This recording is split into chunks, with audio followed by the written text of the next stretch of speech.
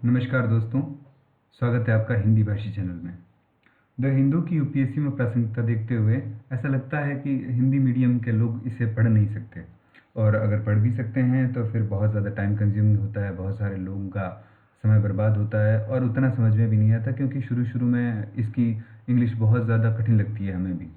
तो इसके लिए हमने एक उपाय निकाला है कि हम द हिंदू का ठीक ठाक ट्रांसलेट भी करेंगे और उसे समझा भी देंगे, क्योंकि थोड़े वक्त कुछ पढ़ने के बाद हमें समझ में आता है यूपीएससी के सिलेबस के बाद कि घटनाएं क्या चल रही होती हैं।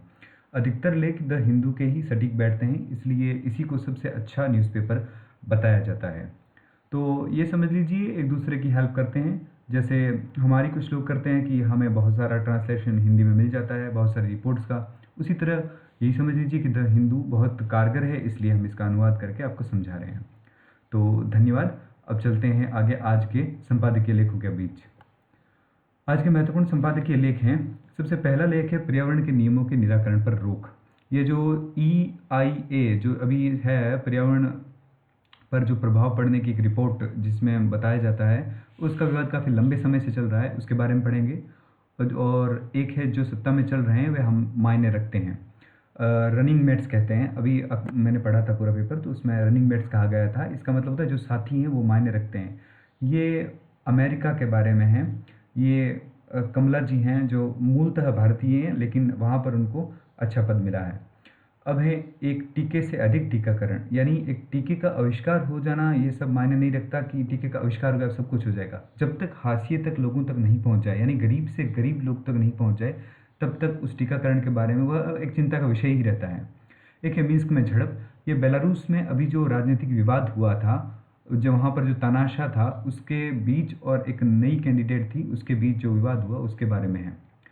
पांचवा है बाघ अपनी स्थिति को पुनः प्राप्त कैसे कर सकते हैं। ये मलनाड टाइगर लैंडस्केप के बारे में है जो कर्नाटका में स्थित है, उसके बारे में पढ़ेंगे।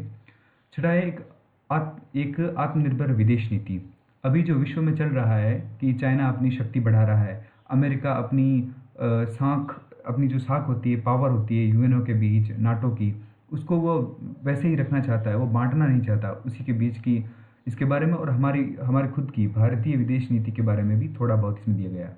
हुआई पर द्वार बंद। हुआई एक चाइनीज़ कंपनी है जो 5G टेक्नोलॉजी में सबसे पहले आविष्कार करके उसका फ़ायदा उठाना चाहती है, इसलिए इस पर कुछ रोक लगाई गई है, उसके बारे में पढ़ेंगे।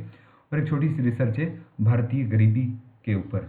चलिए, सबसे पहला संपादकीय लेख है पर्यावरण नियमों के निराकरण पर रोक। जो अभी ड्राफ्ट है 2020 का, उसकी नोटिफिकेशन आई है कि EIA, इसका मतलब होता है कि लंबे समय से जो चल रहा है, जैसे पर्यावरणीय प्रभाव आकलन कहते हैं इसको, यानी कि जब उद्योग लगाए जाते हैं तब उन पर पर्यावरण पर प्रभाव क्या पड़ता है। और इसका विरोध कुछ पर्यावरणविद इसलिए कर रहे हैं कि इससे फ़ायदा होता है उद्योगों को, उद्योग अच्छे से चलाए जा सकते हैं, और नुकसान होता है आसपास के गांवों को, कच्ची जगहों को, पेड़ पौधों को और पशुओं को। इसमें ऐसा कहा गया कि यदि कोई पर्यावरण का नुकसान कर देता है तो उसका भरपाई की जा सकती है धन के द्वारा, यानी पर्यावरण प्रभाव आकलन के तहत उस उद्योगपति को बहुत सारे पैसे भरने होंगे मुआवजे के रूप में। लेकिन सोचने की विषय यह है कि क्या उस मुआवजे से पर्यावरण की भरपाई की जा सकती है? क्या वहाँ पर वापस पेड़ पौधों को, जीव जंतुओं को, पक्षियों को वापस बसाया जा सकता है? इसके लिए कुछ पर्यावरणविद कह रहे हैं कि ये निरर्थक है, इसको नहीं लेना चाहिए। लेकिन इसका दूसरा फैक्टर देखा जाए तो दूसरा फैक्टर ये है कि ये भारत के उद्योगों के लिए कितना लाभदायक है। वैसे भी भारत में उद्योगों की एक कमी है, और भारत के ज़्यादातर लोग किसान और उसके बाद तृतीय क्षेत्र में आते हैं, यानी सेवा क्षेत्र में है, यानी हमारे पास मैन्युफैक्चरिंग सेक्टर की थोड़ी बहुत कमी है, या कह सकते हैं ज़्यादा कमी है। उसी के अंतर्गत हम देखते हैं कि इतनी कमी को पूर्ति करने के लिए हमें उद्योग तो लगाने होंगे, और उद्योग लगाने के लिए हमें जगह चाहिए, और जगह पेड़ पौधों को हटाकर या वहाँ पर ही उन्हीं के बीच में कुछ किया जा सकता है। तो उसके बारे में ये पूरा आज लेख था। इसके बीच में बताया गया है कि संस्कृत का शब्द है प्रकृति रक्षति रक्षिता, यानी ये पर्यावरण वन और जलवायु परिवर्तन मंत्रालय के ऊपर लगाया हुआ है, जो इंदिरा पर्यावरण भवन में आगंतुक को अभिनंदन करता है। यानी हम जहाँ जब जाएंगे तो वहाँ पर ये सबसे पहले लिखा होता है। इसका मतलब होता है कि प्रकृति रक्षा करती है अगर वह खुद संरक्षित है, यानी जब पेड़ पौधे जब ऑक्सीजन देंगे तभी तो हम ऑक्सीजन ले सकते हैं, वरना हम ऑक्सीजन कैसे उत्पादित थोड़ी कर सकते हैं। और इसी प्राचीन ज्ञान से इंदिरा गांधी भारत की प्रधानमंत्री रह चुकी हैं, वो प्रभावित थी इससे, और उन्होंने प्रकृति के लिए गहरा रिश्ता भी निभाया है।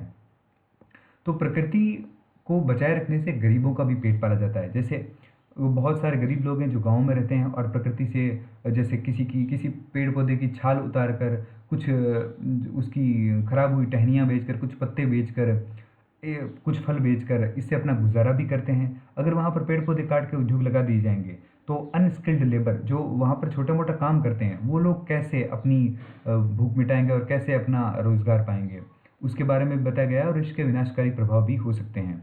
तो प्रधानमंत्री ने कुछ वक्त पहले घोषित किया था कि नो गो क्षेत्र में कोयले की नीलामी, यानी कोई वहाँ जा नहीं सकता, लेकिन वहाँ पर नो गो क्षेत्र का मतलब होता है कि जहाँ पर आदिवासी रहते हैं। आदिवासी क्षेत्र में हम आम आदमी नहीं जा सकते क्योंकि उनके रीति रिवाज, कल्चर, भाषा हमारे कुछ भी समझ में नहीं आता। सो उस क्षेत्र में कोयले की नीलामी कर दी, यानी कि अब कोयला वहाँ से खनन किया जाएगा। तो इसका मतलब माना जा सकता है कि सरकारी नीतियाँ अभी पर्यावरण के खिलाफ तो नहीं कह सकते, लेकिन हाँ अनुकूल नहीं है, क्योंकि बहुत सारा धन की उगाही भी की जानी जरूरी है जिससे राज्य चलते हैं। तो ये देख लिया, अब आगे चलते हैं। पारंपरिक वनवासी और आदिवासी और उनकी भूमि आदिवासियों, यानी इनके भी कुछ अधिकार होते हैं कि इनको अपनी ज़मीन रहने दी जाए, इनके पेड़ पौधे रहने दिए, उनके पशुओं के अधिकार और इनके खुद के स्वायत्त अधिकार हैं कि ये इनका ज़रूरी नहीं है कि ये सामान्य जीवन में आए, शहरों में रहे। तो इसके लिए ये ड्राफ्ट काफ़ी नुकसानदेह है। और सार्वजनिक स्वास्थ्य के सुधारों के नाम पर सरकार ने क्रोनी पूंजीपति जो नए उद्योग लगाते हैं और पैसा लेकर आ जाते हैं, जहाँ पर भी हम खोलते हैं कि ये खाली जगह है, यहाँ पर उद्योग लगाए जाएंगे, तो वो तुरंत आ जाते हैं और फिर अपना निर्माण कार्य शुरू करते हैं। निर्माण कार्य से पर्यावरण को बहुत नुकसान पहुँचता है। तो इसलिए ऐसी जगह देखनी चाहिए जो बंजर हो और वहाँ पर हम कोई भी उद्योग लगा सकते हैं। उसके बाद भारत को एक हरे रंग के केंद्र के रूप में सरकार को भारत के पर्यावरण नियमों को समाप्त करना चाहिए। हाँ, पर्यावरण के लिए जो नियम बनाए गए हैं उद्योगों के लिए, यानी उद्योगों के लिए वो जो नियम बना दिए हैं पर्यावरण के, जिनमें उद्योगों को फ़ायदा होता है पर्यावरण को नहीं, उनको थोड़ा बहुत रियायत है उनको समाप्त कर देना चाहिए, ताकि हमें उसका नुकसान ना उठाना पड़े। क्योंकि उद्योगों के नुकसान से चलो हो सकता है कि हमें कुछ नुकसान होता हो, लेकिन पर्यावरण के नुकसान से हमें डेफिनेटली नुकसान होता ही है। चलिए अगली स्लाइड पे चलते हैं। अब जो साथी हैं या जो सत्ता में हैं वे मायने रखते हैं। अभी कुछ दिन पहले इन्हें, ये अफ्रो अमेरिकन हैं, इनका नाम है कमला हैरिस। ये भारतीय मूल की हैं, इनकी माता भारतीय थी और इनके पिता जमैका से हैं। तो इनको कैलिफोर्निया के सीनेटर के रूप में चुना गया और ये अभी उपाध्यक्ष के रूप में हैं। तो कमला हैरिस भारतीय मूल की हैं और यह भारतीय अमेरिकी हैं।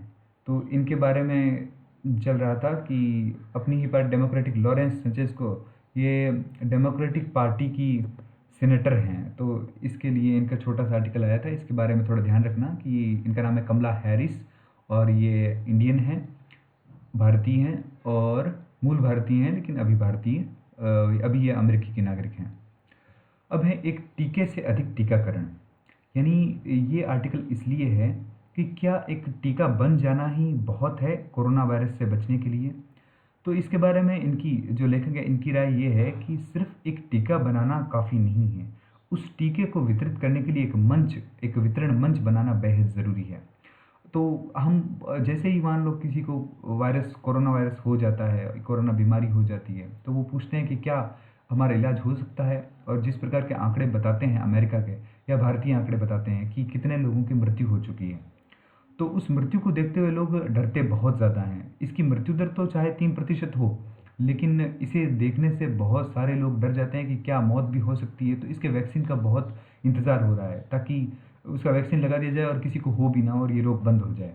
तो अभी बात चल रही है कि रूस ने बना लिया है या कुछ भी देशों ने धीरे धीरे बताते हैं कि इसने बना लिया, लेकिन बनाने से एक सब कुछ ख़त्म नहीं हो जाता। जैसे मान लीजिए कि भारत में बहुत सारी चीज़ें हैं, लेकिन क्या वो हाशिए तक लोगों तक पहुंच पाती है? बहुत सारे, यानी 130 करोड़ जनता पर वो चीज़ें सारी पहुंच पाएंगी? उसके लिए हमें ज़रूरी एक नेटवर्क बनाना, यानी एक वितरण ट्रांसपोर्ट नेटवर्क, जिससे वो चीज़ें हर इंसान, मतलब जो भी बीमार पड़ता हो, जैसे केस हो जाते हैं 20 लाख, 30 लाख, 40 लाख, 50 लाख, जितने भी केस होंगे, उन सभी को पहुंचना बहुत ज़्यादा ज़रूरी होता है। तो इसके अंदर छोट डिटेल दी गई है कि कैसे भारत के 3 जैसे हैदराबाद और दूसरा है दूसरा 2-3 इंस्टीट्यूट के नाम दिए गए हैं जिन्होंने इसको बनाने के लिए काफ़ी आगे पहुंच चुके हैं। तो उन वो कैसे काम करते हैं उसके बारे में भी बताया गया है। चलिए आगे चलते हैं। तो इसका मतलब है कि कुछ अमीर देश हैं जो वैश्विक सार्वजनिक भलाई का अपहरण नहीं कर सकते। जैसे मान लो किसी ने वैक्सीन बनाया है और उसका आधिपत्य हो गया एक अमीर आदमी का, जैसे उसने मान लो खरीद ली बहुत सारे पैसे देकर, तो क्या वही उसको संचालित करेगा या उसके पेटेंट का भी एक मसला होता है। जैसे मान लीजिए कि 10 साल तक पेटेंट नहीं हटाया जा सकता और वही कंपनी उस सामान को बेचती है। 10 साल बाद भी कुछ लोग उसका साल्ट चेंज करके, जैसे मान लीजिए कोई पैराडॉक्स कुछ भी मान ले, कोवैक्स दवाई है, तो इसको आज 10 साल तक चला लेंगे। फिर जब भी इनको समय आएगा कि हाँ अब इनका पेटेंट खत्म होगा और अब गरीब देश भी, जैसे निम्न आय वाले देश या जैसे थर्ड कंट्री यानी तृतीय श्रेणी के देश इसको बना लेंगे और वहाँ की बीमारियाँ भी मिटेगी। तो वो क्या करते हैं, थोड़ा सा साल्ट चेंज करते हैं, उसका नाम 10 से 20 रख देते हैं या उसका नाम 2, 3, 4 ऐसे करके नाम रखते हैं और फिर इनसे इनको अंत तक खुद ही बेचते रहते हैं। तो इसमें ये बताया गया है कि कैसे लोगों को इस तक वितरित किया जाएगा और क्या उद्योगपति इसका बहुत फ़ायदा उठाएंगे। जैसे मान ली कोरोना हो गया और किसी गरीब आदमी को उसके पैसे भरने पड़ गए, अब इसकी दवाई का कॉस्ट ही होगा 2,000 रुपये। 2,000 रुपये कैसे कोई आदमी भरेगा, गरीब आदमी जिसकी दिन की आय ही 300 रुपये है। तो चलिए इसमें सारी डिटेलिंग दी गई है और इसमें बताया गया है कि टीकाकरण मंच बहुत ज़्यादा आवश्यक है और इसके बनाए बिना ये भयावह और भी भयावह हो सकता है क्योंकि ये गरीबी भी बढ़ाएगा। अब देखते हैं मिन्स्क में झड़प। मिन्स्क कहाँ है देखते हैं। मिन्स्क है बेलारूस की राजधानी। ये बेलारूस जो पहले रूस का पार्ट था और 1994 में अलग हो गया। 1994 में अलग होने के बाद यही व्यक्ति यहाँ पर अब तक का शासक बना हुआ है। तो इसका नाम है अलेक्जेंडर लुकाशेंको। अलेक्जेंडर लुकाशेंको ये अब तक यानी कि हर बार होते तो इलेक्शन हैं ही, लेकिन यह कभी किसी को जीतने ही नहीं देता, यानी पहले ही निश्चित हो जाता है कि यही व्यक्ति जीतेगा। तो इस व्यक्ति के जीतने का कारण वही होता है तानाशाही, यानी पहले ही गुटबाजियाँ, धन और गुटबाजियाँ इन सब को पहले ही संचालित कर लिया जाता है ताकि कोई भी जीत भी ना सके। और इस समस्या का निराकरण अभी हुआ जो इलेक्शन जिसकी फ़ोटो दिखाई गई है। जैसे इस बार इलेक्शन में इन्होंने हिस्सा लिया। इन्होंने इलेक्शन में हिस्सा तो लिया लेकिन इनको जीतने नहीं दिया गया। पुलिस द्वारा इन्हें पकड़ा गया, फिर उनको वहाँ से खदेड़ना। इनका नाम है श्वेतलाना शिखानोस्फाया। अब इनके नाम ही ऐसे हैं। श्वेतनाया का ये इस बार इलेक्शन लड़ा और काफ़ी जीत के करीब थी, लेकिन इन्हें पहले ही खदेड़ दिया गया और पुलिस को कहा कि इन्हें पकड़ लिया जाए। तो जो ये इलेक्शन हारी हैं और इन्होंने घोषित कर दिया कि इलेक्शन हार गई, तो इन्होंने इलेक्शन मानने से मना कर दिया कि मैं इस इलेक्शन को नहीं मानती बिल्कुल भी। अगर इस इलेक्शन को ये नहीं मानती हैं तो इलेक्शन वापस करवाना चाहिए, लेकिन ये सिर्फ नाम मात्र का संविधान है, इसमें डिक्टेटरशिप इन्हीं की है, यानी इनका ही पूरा दबदबा चलता है और आर्मी पुलिस सब कुछ इनका होता है, तो कोई भी इनके सामने खड़ा भी नहीं हो सकता। तो 9 अगस्त को इलेक्शन हुए थे और इसमें ये हार गए और जिस भी लोगों ने जिन्होंने श्वेतलाना के समर्थन में आंदोलन किए या आवाज़ उठाई, उन सभी लोगों को बंद कर लिया गया। तो यही आर्टिकल है मिन्स्क के, याद रखना। मिन्स्क बेलारूस की राजधानी है। बेलारूस यूके का एक देश है। अब है बाघ अपनी स्थिति को कैसे प्राप्त कर सकते हैं। ये यहाँ बात हो रही है कि एक कर्नाटका में टाइगर रिजर्व है जिसका नाम है मेलेनाड। मेलेनाड में टाइगर रहते हैं 400 जंगली और अनुमान लगाया जाता है कि ये 1400 या 1300 बिल्लियों यानी टाइगर्स को और टाइगर की सभी प्रजातियों को संभालने में सक्षम हैं। तो इसके बारे में बात चल रही है कि 29 जुलाई को हम गर्व से भारत में अंतर्राष्ट्रीय बाघ दिवस मनाते हैं। तो इसमें जो भी 2000 से 3000 यानी 1000 बाघों का, 1970 में भारत में बाघ 2000 थे और कुछ ही वर्षों में इनकी संख्या 3000 हो गई, यानी 1000 बाघ बढ़े हैं भारत में। इसका बहुत ज़्यादा जश्न मनाया गया। लेकिन इसकी तुलना में कि कीमत पर किस दक्षता से गहरी जाँच जाँच करने में प्रॉब्लम ये आती है कि एक ही बाघ को 2-3 बार गिन भी लिया जाता है और जो ट्रेसिंग मशीन होती है उसका खर्च भी ज़्यादा आता है और वो उसे तोड़ भी देते हैं। तो इस प्रकार से इसके बारे में बताया गया है कि कैसे शहरीकरण के कारण, कैसे शिकार के अवैध शिकार के कारण जंगली बाघों की संख्या में कमी हो रही है और जो 29 जुलाई को बाघ दिवस मनाया जा अंतर्राष्ट्रीय बाघ दिवस है, इसे याद रखना यह काफ़ी महत्वपूर्ण है और ऐसे क्वेश्चन सभी ये छोटे-मोटे एग्ज़ाम में आ ही जाते हैं। तो ये मलेनाड टाइगर रिज़र्व है जो कर्नाटका में स्थित है मैसूर में। तो इसके बारे में बताया गया है। इसके बारे में ध्यान रखना क्योंकि ऐसे क्वेश्चन आ जाते हैं। हर बार यूपीएससी एक क्वेश्चन ऐसे देता है कि ये टाइगर रिज़र्व कहाँ है या ये वन्यजीव अभयारण्य कहाँ पर स्थित है। अब है हुआई पर द्वार बंद, यानी हुआई के लिए लोगों ने गेट बंद कर लिए हैं। हुआई के लिए गेट बंद किया है यूके ने। किसने? यूके, यानी यूनाइटेड किंगडम। तो हुआई एक कंपनी है जो 5G टेक्नोलॉजी के क्षेत्र में बहुत ज़्यादा आगे बढ़ रही है और इसके बहुत ज़्यादा आगे बढ़ने के कारण अमेरिका और यूके ये दोनों इसको पीछे खदेड़ने के क्षेत्र में है क्योंकि दुनिया की सबसे बड़ी कंपनियां तो अमेरिका की हैं फ़ोन की और उसके बाद चाइना उनका क्षेत्र हड़पना चाहता है। इसलिए देखते हैं जनवरी अपने फैसले की नाटकीय उलटफेर हुई जिसमें हुआई एक दूरसंचार नेटवर्क में एक सीमित भूमिका की अनुमति देने यूके ने इसको एक सीमित भूमिका दी कि तुम यहाँ तक बढ़ सकते हो, यानी तुम ये बना सकते हो, ये बेच सकते हो, लेकिन इसने वो स्वीकार नहीं किया और ये अपनी बहुत हाईटेक 5G फ़ोन्स और काफ़ी सारी किट्स होती हैं 5G जिसके 5G एआई टेक्नोलॉजी का यूज़ करेगा। एआई टेक्नोलॉजी का मतलब होता है आर्टिफिशियल इंटेलिजेंस। आर्टिफिशियल इंटेलिजेंस का मतलब होता है कि फ़ोन या लैपटॉप से बढ़कर बहुत सारी चीज़ों की जैसे ऑटो स्कैनिंग या किसी भी चीज़ की कहीं पर भी निगरानी करना, ये बहुत ज़्यादा हाईटेक होता है। सेंसेबल यानी कहीं भी सेंसर होते हैं वो बहुत ज़्यादा तकनीक से सेंसर जुड़े होते हैं। यानी 5G टेक्नोलॉजी इतनी रफ्तार से होती है कि उसमें एरर की प्रॉब्लम नहीं होती। तो इसी वजह से इसको इसको अपनी प्राइवेसी या सिक्योरिटी के लिए थोड़ा खतरा महसूस हुआ होगा यूके को, इसलिए इसने उसको पीछे खदेड़ने का सोचा। तो इसके यूके के ऊपर अमेरिकी विदेश मंत्री माइक पोम्पियो ने यूके के फैसले को सही बताया और चीन का विरोध किया कि इसको यही करना चाहिए। तो आप समझ सकते हैं अमेरिका और चीन में क्या चल रहा है। अब देखते हैं 7वां आर्टिकल या 7वां लेख, एक आत्मनिर्भर विदेश नीति, बहुध्रुवीकरण विश्व व्यवस्था और समान विचारधारा वाले भागीदारों के साथ परिवर्तनशील संयोजन। इसका मतलब ये हुआ कि अभी विश्व में दो धड़े मुख्य हैं, एक तो चीन और एक अमेरिका। ये दोनों बाजार को हड़पने की राजनीति पर चलते हैं या ये कह सकते हैं कि बाजार ऑक्यूपेशन, यानी इनको एक बाजार चाहिए अपना सामान बेचने के लिए।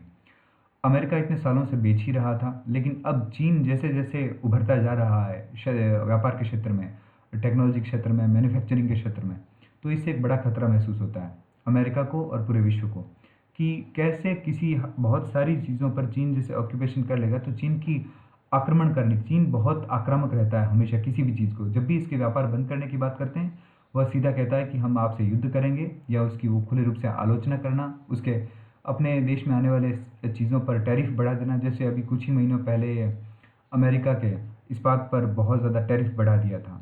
टैरिफ वो होता है कि सामान जहाँ से आता है और देश में काम लिया जाएगा तो उस पर 200%, 100%, 20%, 25%, 30% इतना टैरिफ बढ़ा देते हैं, जिससे क्या होता है कि उस देश के नागरिक फिर विदेशी चीज़ें नहीं खरीदते और वो सोचते हैं कि इतना महंगा आ रहा है, इससे अच्छा तो यहीं की चीज़ें यूज़ कर ली जाए।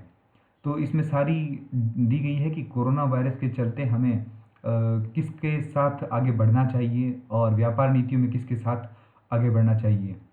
तो और 1947 से लेकर 1991 तक की हमारी जो हमने देश का निजीकरण नहीं किया गया था उसके बीच और सभी डिटेलिंग इसमें दी गई है। तो आगे चलते हैं। अब है भारतीय गरीबी के ऊपर अध्ययन। देश में ब्रिटिश शासन के आगमन के बाद से भारत की गरीबी आधुनिक भारतीय इतिहास के लगभग सार्वभौमिक रूप से स्वीकार की गई है।